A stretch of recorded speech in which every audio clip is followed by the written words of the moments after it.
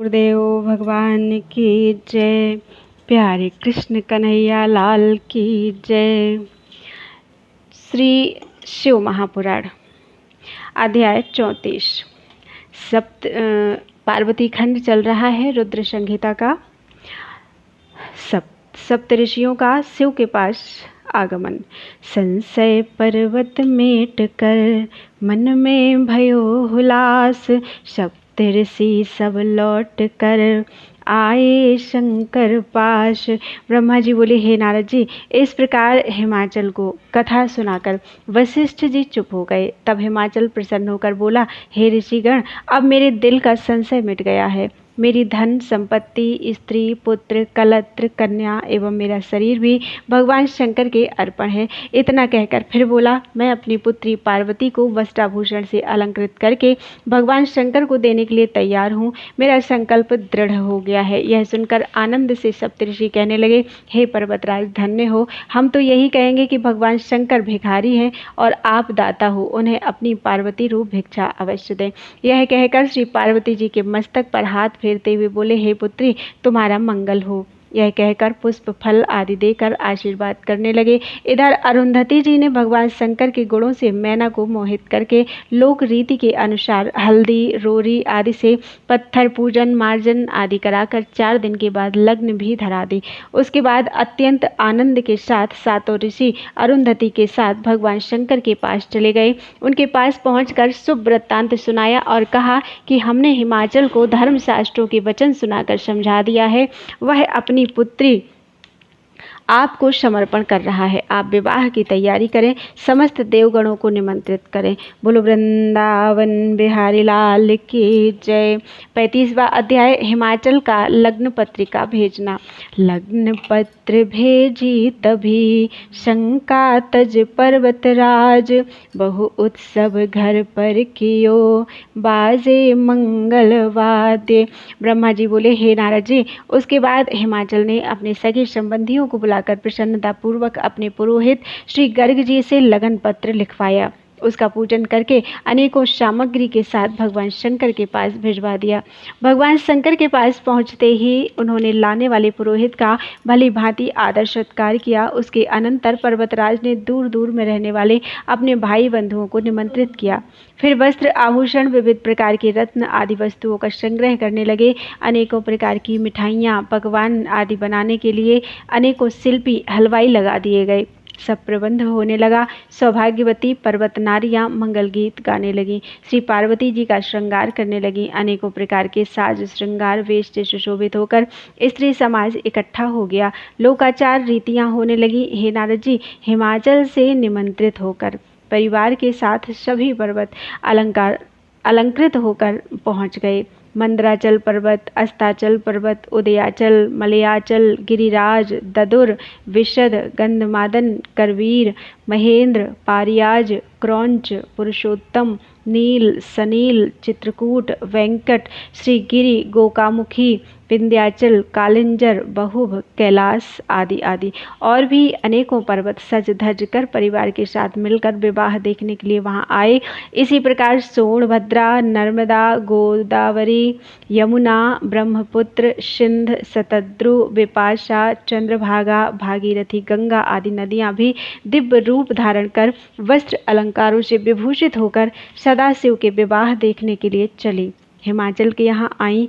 हिमाचल ने उनका हर्ष विभोर होकर सत्कार किया तथा सुंदर सुंदर स्थानों पर उनके ठहरने का प्रबंध किया। बोलो वृंदावन बिहारी लाल की जय। 36वां अध्याय मंडप रचना। बोला विश्वकर्मा तभी शैलराज भूपाल, मंडप की रचना करी अद्भुत अधिक विशाल।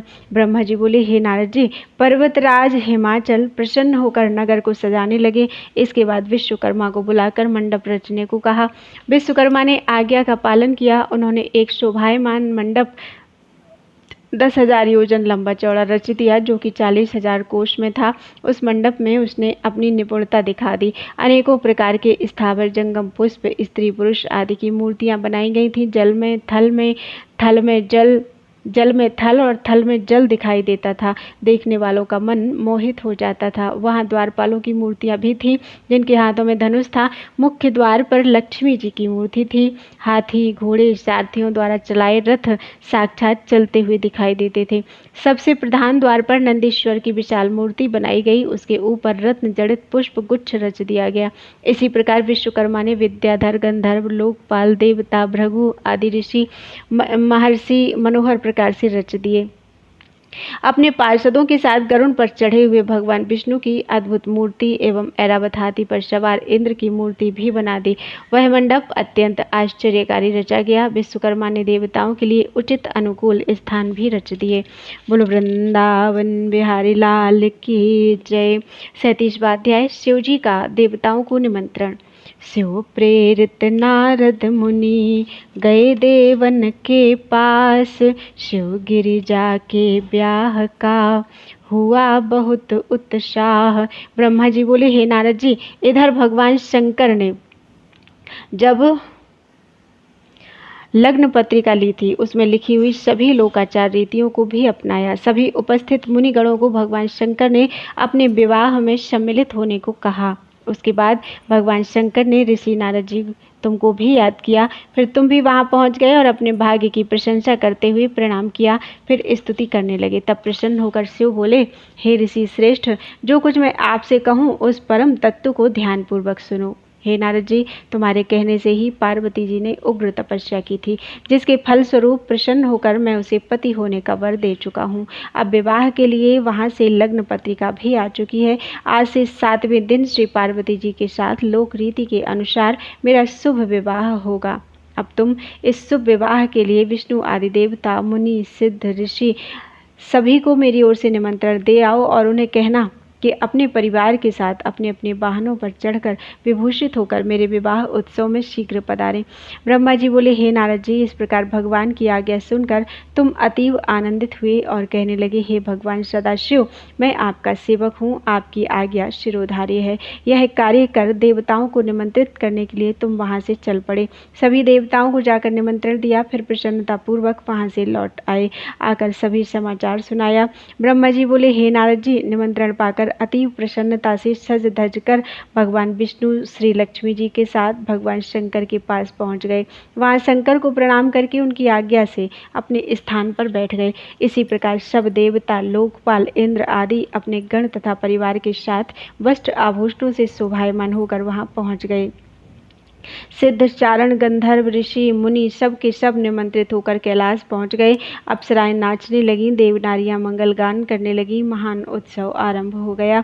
उसके बाद लोकाचार रीतियां करके भगवान शंकर की आज्ञा से विष्णु आदि सभी देवता वर यात्रा ले जाने की तैयारी करने लगे। 7 माताओं ने शिव का श्रृंगार किया। मस्तक पर तीसरा नेत्र मुकुट बन गया। चंद्रकला का तिलक लग गया। कंठ के सर्पों ने अपने फंड दोनों ओर ऊंचे कर लिए। वे सुंदर कुंडल हो गए। इसी प्रकार सभी अंगों में सांप लिपट गए। वे अंगद आदि आभूषण बन गए। सारे अंगों पर चिता की भस्म रमा दी गई। वह चमक उठी। वस्त्र के स्थान पर सिंह तथा गज चर्म शोभायमान हो गया। इस प्रकार के श्रृंगार से सुशोभित होकर भगवान शंकर दूल्हा बने। विष्णु जी कहने लगे, हे शंकर जी, आप विवाह गुह्य सूत्र की विधि के अनुसार करें। मंडप स्थापना, नांदी मुख, श्राद्ध आदि कुल रीति के लोग भी इसी प्रकार करते चलें। इसमें आपका यश होगा और लोग भी इसी प्रकार करने लग जाएंगे। ब्रह्मा जी बोले, हे नारद जी, यह सुनकर महादेव ने स्वीकार करके कश्यप, अत्रि, वशिष्ठ, गौतम, भांडरिक, गुरु, कंड, बृहस्पति, शक्ति, जमदग्नि, पराशर, मार्कंडेय, अगस्त्य, च्यवन, गर्ग, शिलाद, शिलापाक, अरुणपाल, अकृत, श्रम, दधीचि, उपमन्यु, भरद्वाज, अकृत, वृण, पिप्पलाद, कुशिक, कौत्स इत्यादि ऋषि मुनियों को शिष्यों के साथ बुलाकर सभी लोक रीतियां कराने की आज्ञा दे दी। तब तो सबने मिलकर भगवान का रक्षा विधान करके ऋग्वेद, यजुर्वेद, सामवेद आदि के सूक्त द्वारा स्वस्ति वाचन करना आरंभ किया। फिर विघ्न निवारणार्थ ग्रह पूजन मंडल में आए हुए देवताओं के पूजन कराए। इसी प्रकार और लौकिक विधि के अनुसार सभी मंगल कार्य करा दिए। इन सब के हो जाने पर श्री महादेव जी ने ब्राह्मणों को नमस्कार की। उनकी आज्ञा पाकर अपनी बारात सजाकर श्री महादेव जी ने प्रस्थान किया। बोलो वृंदावन बिहारी लाल की जय। वर यात्रा। दूल्हा वन शंकर चले, लेकर देव समाज, भूत प्रेत बेताल गण, चले शंभु के काज। ब्रह्मा जी बोले, हे नारद जी, उस समय श्री महादेव जी ने नंदीश्वर आदि गणों को चलने के लिए आज्ञा दी और कई एक गण रक्षा के लिए वहां ठहरा दिए गए। हे नारद जी, उस समय गणों का स्वामी शंख कर्ण करोड़ों गण साथ लिए चला कि एक राक्षस ने 10 करोड़ गण अपने साथ कर लिए। विष्टंभ तथा विकृत के साथ 8-8 करोड़ गण चले। विशाख ने 4 करोड़ गण अपने साथ लिए। इसी प्रकार पारिजात ने 9 करोड़, संवर्तिक तथा विकृतानन ने 60-60 करोड़ गण अपने साथ ले लिए। दुंदुभ ने 8 करोड़, कपालाख्य ने 5 करोड़, सुंदारक ने 6 करोड़, कुंडल 1-1 करोड़, पिप्पल तथा महाकेश 1-1 हजार करोड़, सनादक 1 अरब, चंद्रतायन तथा आवेशन 8-8 करोड़, कुंड और पर्वतक 12-12 करोड़, कालक महाकाल सन्नाह ये 400 करोड़, अग्निमुख 1 करोड़, आदित्य मूर्धा धनावह कुमुद अमोघ कोकिल सुमत्र ये सब करोड़ करोड़, काक यादोदर शन्नानक महाबल मधु पिंगल नील पूर्णभद्र ये सब 9-9 करोड़, चतुर्दक करण 20-20 करोड़, अहिरोमक यज्वाक्ष शतमन्यु करोड़ करोड़, काष्ठा गुष्ठ 64 करोड़ गण साथ लेकर चले।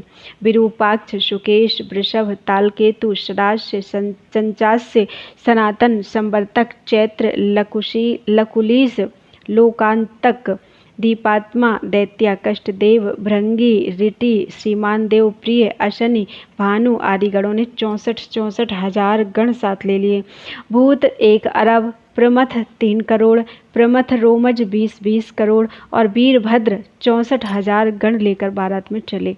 ब्रह्मा जी बोले, हे नारद जी, इसी प्रकार नंदी क्षेत्रपाल भैरव आदि गणों ने भी असंख्यों गण अपने साथ ले लिए। तो हजारों हाथों वाले मुकुट वाला जटा चंद्र रेखा वाले नीलकंठ त्रिनेत्रधारी रुद्राक्ष पहने भस्म रमाए कुंडल कणों से सुशोभित ब्रह्मा विष्णु इंद्र के समान अड़िमा आदि सिद्धियों से युक्त करोड़ों सूर्यों के समान तेजस्वी आकाश पृथ्वी पाताल आदि सभी जगह विचरने वाले ये संपूर्ण गण भगवान शंकर के विवाह उत्सव में आकर चल रहे थे।